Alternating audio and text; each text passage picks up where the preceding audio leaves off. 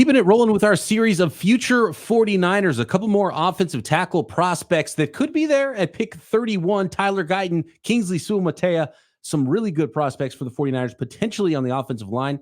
And they add a backup quarterback, all that and more. Coming at you right now. You are Locked On 49ers, your daily San Francisco 49ers podcast, part of the Locked On Podcast Network, your team every day.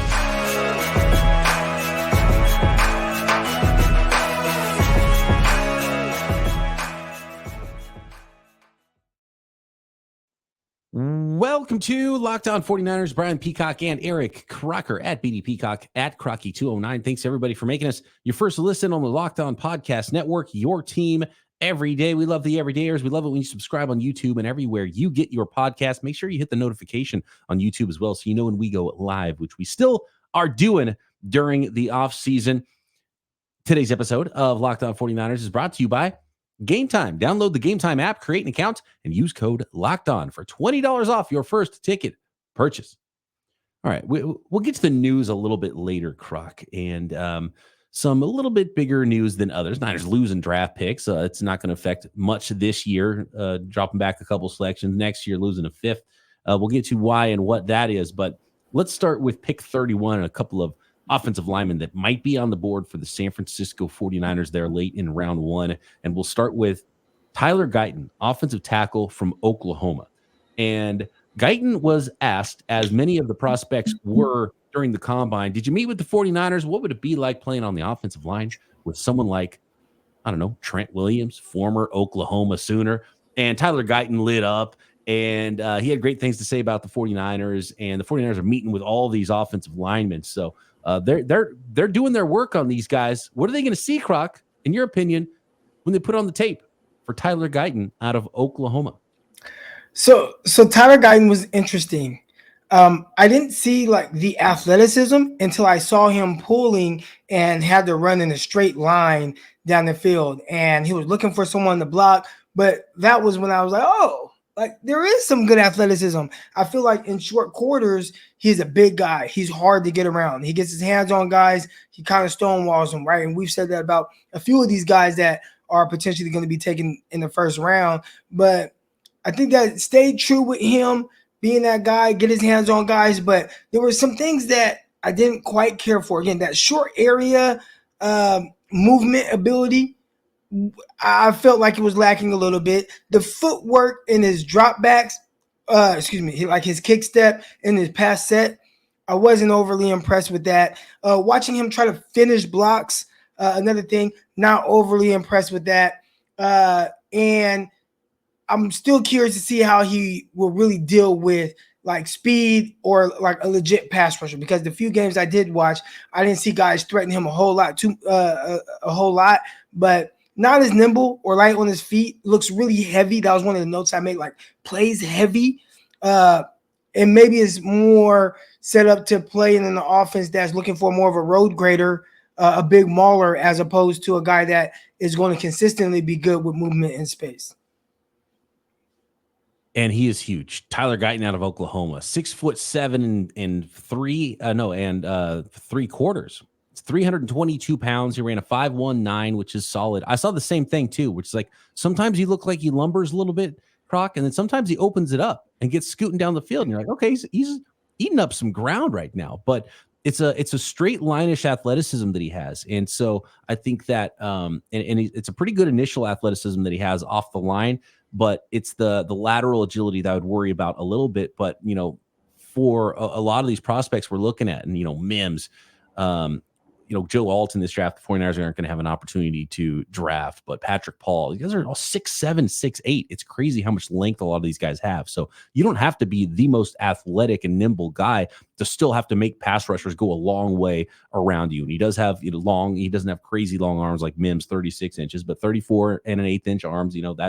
That's over what you're looking for. You want 34 plus for an offensive tackle. And he's definitely got all the length you need to be a starting offensive tackle in the NFL. I thought it was interesting because he played right tackle for Oklahoma this year, but they had a lefty quarterback, so he was the blind side protector. So I think that's kind of I didn't even put that together. Yeah. And I watched the film, and I'm watching Gabriel. Blank on his name.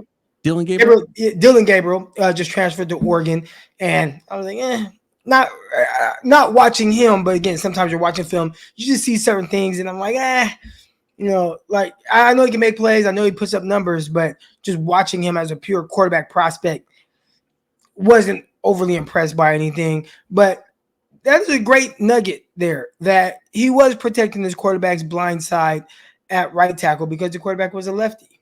And now, can he play on the left side, or does it even matter, right? Because I think now at the NFL level, that's a lot of teams would put their best edge rushers to the quarterback's blind side. Now guys are just so athletic that you see guys like Khalil Mack. I mean, he rushed off the right side of the offensive line a ton, right? So now you see more guys. Nick Bosa, he rushes off of either side. I don't even know how he decides which side he wants to rush off of. So I don't know if, again, the biggest importance of a left tackle now is you're protecting the blind side, but with the pass rushers you're facing, I'm not sure it makes a difference. Yeah, you got to be good against the pass and the run if you're playing offensive tackle, and that's usually what makes you an offensive tackle is you can protect the quarterback, whether you're left tackle or right tackle. And he did play reps at left tackle at the Senior Bowl, and I thought he was a standout at the Senior Bowl. In fact, I liked him even better at the Senior Bowl. I thought he got better, and he's a guy like he's played more than Mims, but still hasn't played a ton of ball, and he was behind some really good these colleges, Oklahoma and Alabama and Georgia. They recruit so well that these guys would be 3-year starters as true juniors at other colleges, but all of a sudden they're a redshirt sophomore and have barely played at Georgia and Oklahoma and Alabama and some of these schools. So even though they're big time recruits and they have all the athleticism and ability, they don't have a lot of experience. So I like seeing him step up the Senior Bowl and play really well, Tyler Guyton. And he did have trouble hitting. Yeah. You mentioned the experience, and we had a question about that on social media about, and this was more so about Mims because Mims didn't have a ton of experience at the collegiate level. I believe it was 8 games playing on that offensive line there, that games that he actually started. And my response to that, just in case anybody else is wondering, right? Like, do you say, oh, well, he's only started 8 games in college, but who cares? Take them anyways.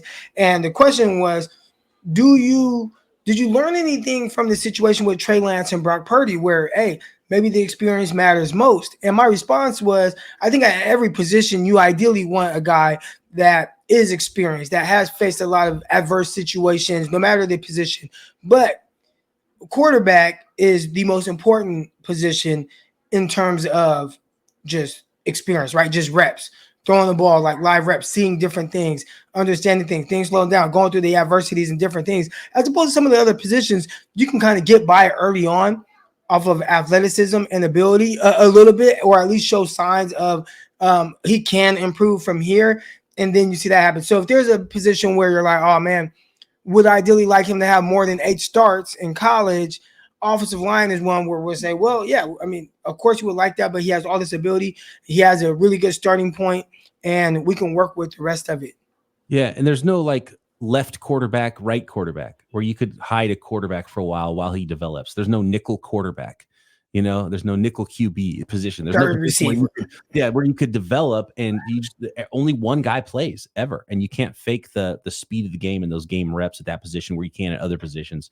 And Jordan Mattaya, right, from the Eagles, Philadelphia Eagles, he was a rugby guy, and then it just was a freak athlete and came over and instantly was playing NFL football as a 7th round pick.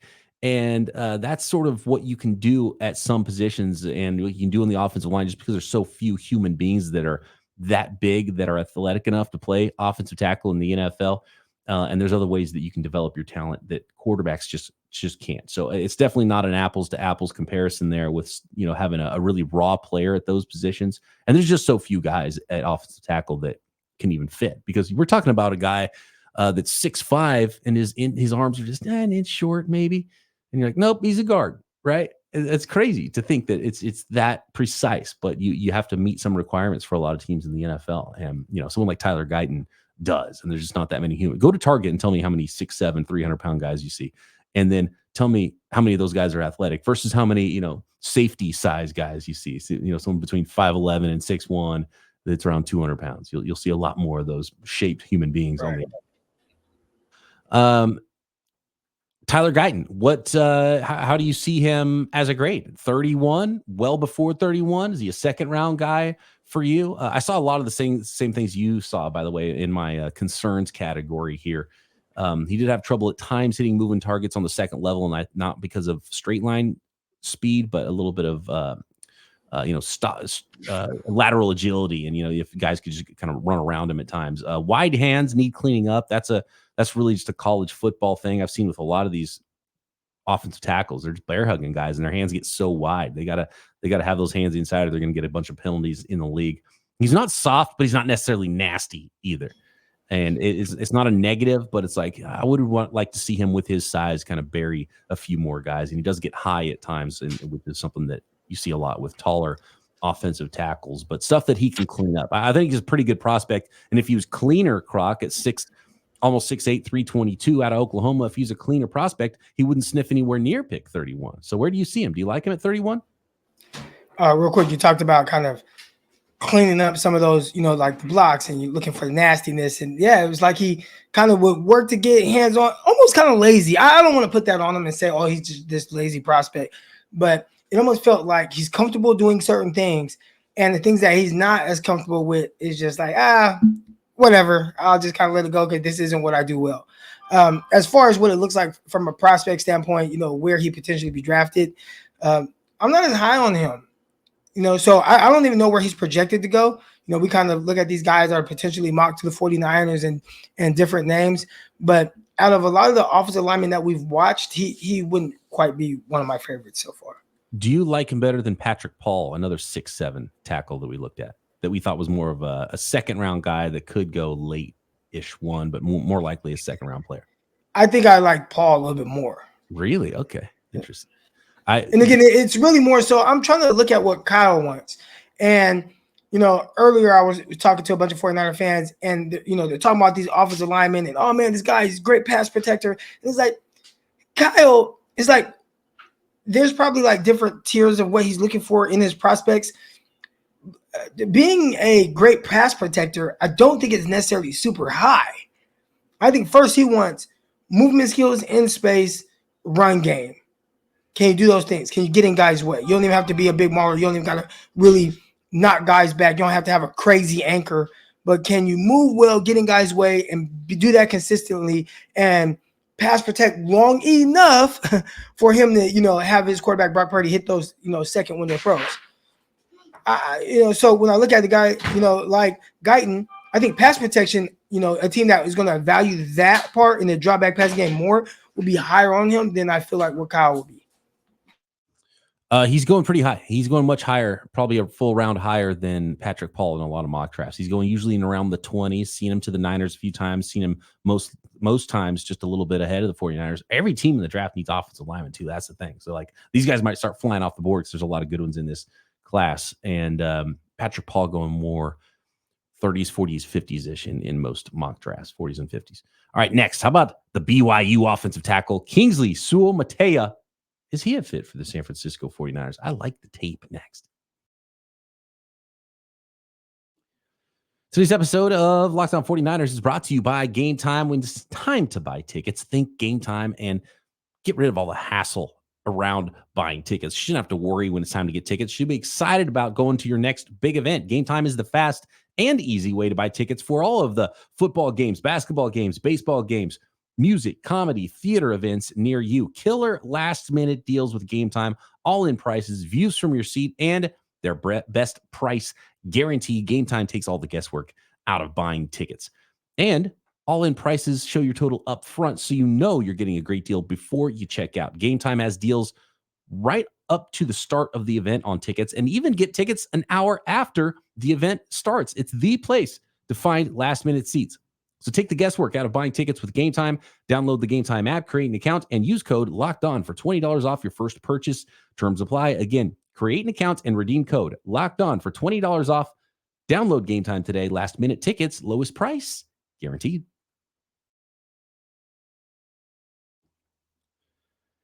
Kingsley Suamataia, I think I'm saying his name correctly, offensive tackle out of BYU. Croc, last year around this time, we were looking at a lot of third round prospects, and there was a guy named Blake Freeland out of BYU, and he was playing left tackle. Kingsley was the guy over on the right side that looked pretty good then, and he had some hype coming into the season. He flipped over to the left side, so he played left tackle at BYU this year, and I loved the improvement I saw from him. I even loved the improvement I saw from games later in the season versus earlier in the season for Kingsley Suamataia. He's a 6'4", and 5/8. 326 pounds, Croc, but wears it extremely well. He doesn't look like a 326 pounder on the field, but even though he showed up at 6'4" and 5/8, 326 pounds at the NFL scouting combine, he ran a 5.04 40-yard dash and a really good 1.74 10-yard split was one of the best of the entire group of offensive tackles. I think he was third or fourth best amongst offensive linemen, not even tackles, offensive linemen. I think he was top 5 offensive line and even better than that for just tackles at the combine. 9'2" broad jump, really good combine, and put up 31 reps on the bench, which was, I think, second or third amongst offensive linemen as well. Second, I'm seeing 39 for Bo Limmer and 31 reps for Kingsley Suamataia. So showing off the weight room strength as well as strength on the field, Croc. And he's got those arms. He's got 34.25-inch arms, which is really important. You got to have that length if you're going to play offensive tackle in the NFL. And we've talked about it with all these prospects. And he checks those boxes, Croc. Kingsley Suamataia. Did you like the tape enough to draft him at pick 31? I liked him. Big body guy, like you said. And I could tell that he was big, but I thought he moved well. And I thought the short area ability was just better than what I saw from Guyton on a consistent basis. For sure. Was he as fast in the straight line? I saw him pull sometimes, and he was able to get his guy. I saw him do well with reach blocks. I thought he did a really good job with his anchor. As a matter of fact, I saw one guy, he tried to bull rush him, and it was just like, bloop, and then he just didn't go anywhere. He just gave up on the rep. Like, this is a big guy that is extremely difficult to move. And bigger than Guyton from the standpoint of, just height to weight ratio. If you're weighing around the same, but you're 3 almost 4 inches shorter than the other person, like, you are a bigger, wider, more massive person. And when you watch Suamataia, I thought he did that showed up. And not in a bad way. So when you talk about his feet, I thought he had solid lateral movement ability. The hands look like something could get improved. And then I talked about, even with Tyler Guyton, trying to see a better pass set. What does it look like when you're kick stepping out there? I think both of these guys can improve on that a little bit with some NFL seasoning. But overall, I felt like I saw a little bit more that I would like to work with Kingsley Suamataia as opposed to Tyler Guyton. I'm looking at our background, and I think I got both first name and last name wrong. There's an S in there, Kingsley, not Kingsley Suamataia, and I think there's an extra A I left out as well. I will clean that up. So my apologies to Kingsley, but I love the tape too, and I agree with you, Croc. And he played his junior season as a 20-year-old, and so he just turned 21 years old. So he's a young prospect still. So I think if you're looking at a combination of a player that has usable tools and has the prerequisite physical ability to play offensive tackle and fit in Kyle Shanahan's offense, and then has a little upside as well, I love the combination from Kingsley Suamataia. And there's a couple plays I saw in different games where there was maybe a long run down the field where he kind of opened it up and started scooting, and dude was moving down the field. But yeah, I think he could do a better job. There's some rawness to his game, but again, I like that about him. I like that there's things that he can improve upon.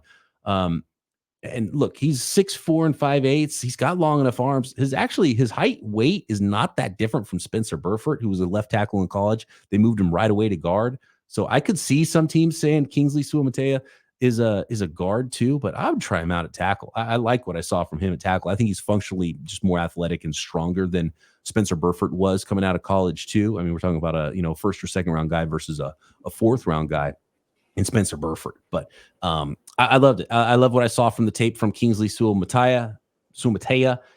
He had a big old butt, powerhouse, right? Strong punch as well. You could see some of that weight room strength on the field.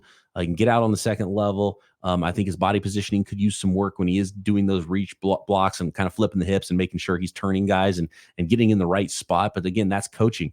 And he has enough length for offensive tackle, which is huge. He doesn't have extra length, but he has enough length, even though some teams might want to put him at guard. I think he could probably work on his hand placement a little bit, but like all of his negatives, except for maybe height, is something that can get better at the NFL level too. So from all the prospects I've watched so far for the 49ers, Croc, when you talk about need, when you talk about a player's ability, and when you look at who's likely to be there and who's not, I think when you combine all these things of the prospect we watched so far, Kingsley Suamataia, offensive tackle from BYU, I think he's someone that could play early at right tackle for the 49ers. And he's a player that I think will be there at 31. He's probably not going to go super high, but he also has enough upside where I would be excited about the pick at 31. So we start projecting players to the 49ers. I think I'm warming up to Kingsley at 31. I think it could possibly be a good fit. I'd like it more, maybe move down a little bit, or even if he's still there in the second round, heck yeah. But 31, I could be talked into Kingsley. And I think just getting the pulse of the San Francisco 49er fan base, the faithful out there, I think this is a pick that they could get on board with too. A lot of people really want to improve over McKivitz. And I think you and I have talked about it ad nauseum that, 49ers are not going to reach for a player and draft a tackle just because, they want to improve over McKivitz, but this feels like a prospect that I'd be on board with seeing how he progresses. And hey, maybe there's an opportunity for him to start at right guard and then potentially move out to tackle if he's not that day one starting tackle that we ideally want. All right, that's fine. Play right guard for a little bit. We'll continue to work with you. Maybe there's an injury. You're forced to play tackle because and we know, who misses games every year? Trent Williams misses games every year. Maybe you have to play them, and then that's something where you're like, all right, you're getting some reps, you're getting some seasoning there, and we can continue to play you at one of the tackle spots if need be. So that's a scenario where maybe he can play guard right away. And I feel like he has that massive frame to be able to play inside there in interior and still be able to move well enough for Kyle Shanahan, but eventually transition to playing back on the outside. And he did line up at some of the interior spots. I think he even took some snaps at center at the Senior Bowl. And usually that's an indication that teams were asking the coaching staff to see those players at those spots. So maybe NFL teams do see Suamataia as a guard, or at least some teams do. But I like him at tackle. This is going to be interesting because you talk about Guyton, Croc, Kingsley Suamataia, Jordan Morgan from Arizona, who we've already done a podcast about, Graham Barton, who we've already talked about from Duke.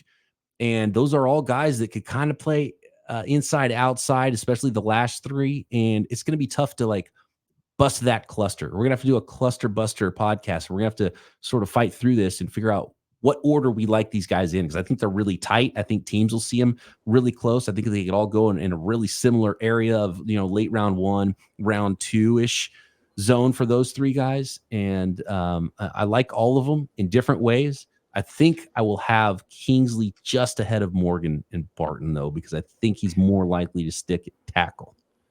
Right. And I was going to say that he feels more like a tackle that can, if you need him to play inside, just because you want to get him on the field and you feel like he's just better right now at that position than Spencer Burford or better than John Feliciano, but potentially you would ideally like him to be eventually on the outside at the tackle spot, more so than the other guys like Barton we just talked about. He feels more like, okay, we're watching you at tackle, but man, you are going to be more of a guard at the NFL level. The 49ers have a backup quarterback, or is he a number 3 quarterback? Josh Dobbs, 1-year deal with the 49ers, and the 49ers lost some draft picks. Let's get into that next. This episode of Locked On 49ers is brought to you by Robinhood. Did you know that even if you have a 401k for retirement, you can still have an IRA? Robinhood has the only IRA that gives you a 3% boost on every dollar you contribute when you subscribe to Robinhood Gold. But get this, now through April 30th, Robinhood is even boosting every single dollar you transfer in from other retirement accounts with that 3% match. That's right, no cap on the 3% match. Robinhood Gold gets you the most for your retirement thanks to their IRA with a 3% match. This offer is good through April 30th.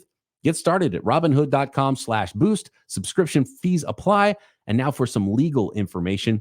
Claim as of Q1 2024 validated by Radius Global Market Research. Investing involves risk, including loss. Limitations apply to IRAs and 401ks. 3% match requires Robinhood Gold for 1 year from the date of first 3% match. Must keep Robinhood IRA for 5 years. With 3% matching on transfers is subject to specific terms and conditions. Robinhood IRA available to U.S. customers in good standing. Robinhood Financial LLC, member SIPC, is a registered broker-dealer.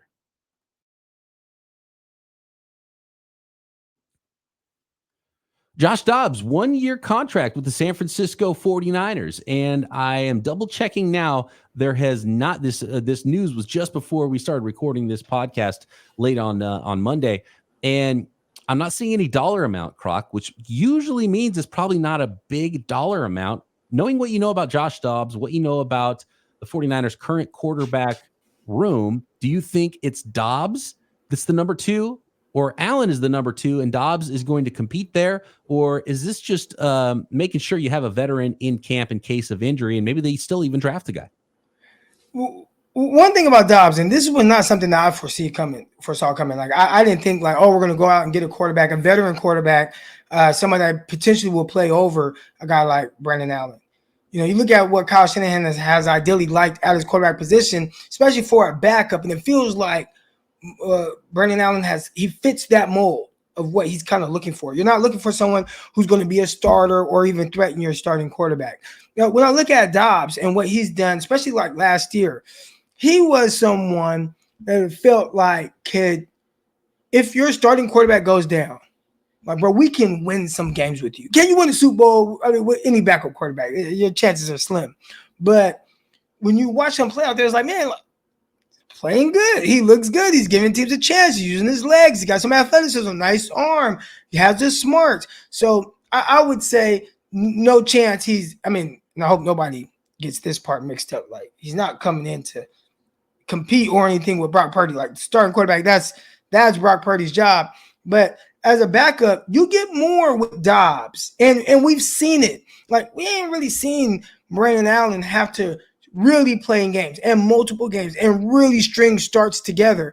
But when it comes to Dobbs, like, we've seen that multiple times last year, starting off with Arizona and what that looked like. And he's picking these things up quick. I mean, he was traded, I want to say, from Cleveland in the preseason because they like the young kid. So they let him go. He goes to Arizona, ends up having to play, does well. He's winning games, led a victory against the Dallas Cowboys. And even in the games where they lost, you could see him like trying to hold the team together and make plays. Then you see him go get traded to the Minnesota Vikings. So now he's on like his 3rd team and picks it up quick. And they're winning a couple of games and they're looking competitive. So he's the guy that I really like as a 49ers backup quarterback, even though, again, that's not a move that I thought I would see happen. Yeah, and he's closer to 3 than he is 1. This is about figuring out who your number 2 guy is and number 3 guy is behind Brock Purdy. So that'll be a fun little training camp battle, knowing Purdy's clearly, obviously the number 1. Don't anybody ever mention anything otherwise. And then we'll see between Dobbs and Brandon Allen who wins the number 2 job. So that'll be a little bit of a competition there in training camp. And the 49ers lost some draft picks. Croc. It's not going to affect them too much this year, but they're going to lose a 5th round pick next year. And that means they're losing a surefire starting player, right? With the way they've been drafting in the 5th round in recent drafts is pretty unbelievable. But this from Tom Pelissero, and the 49ers will forfeit their original 5th round selection next year in the 2025 draft, and will have their 2024 4th round selection, which is number 131, moved to the end of the 4th round behind the compensatory picks, which is 135. So they move back 4 spots in the 4th round. So that's virtually nothing that's happening with that 4th round pick this year for the 49ers. This action resulted from a league review that found administrative payroll accounting errors at the close of the 2022 league year that resulted in a misreporting of the club's cumulative player compensation.